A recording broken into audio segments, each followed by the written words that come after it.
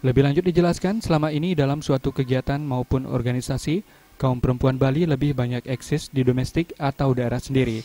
Sementara untuk berkiprah menyuarakan aspirasi di luar Bali masih sangat minim. Kondisi ini menurut Wikanti bukan disebabkan kurangnya kemampuan kaum perempuan Bali, namun dikarenakan kurangnya latihan dan juga faktor budaya. Terus terang saja, kegiatan ibu-ibu orang Bali terutama itu di domestik masih kebanyakan. Untuk bisa eksis keluar ini sangat kecil.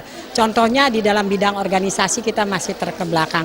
Bagaimana kita menyuarakan, bagaimana kita harus menuntut hak kita, itu sangat belum bisa seperti perempuan-perempuan lain yang bukan dari Bali ya, artinya dari kalau terutama di lintas agama itu ya kita yang paling artinya kurang melatih diri, hanya itu. Sebenarnya kalau dari segi kemampuan kita tidak kalah. Mungkin karena kita kurang aja, kurang terlatih untuk bisa menyampaikan apa sih aspirasi kita, apa cita-cita kita.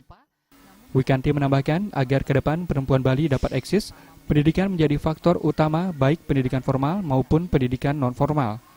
Jenny dan Artaya, Bali TV.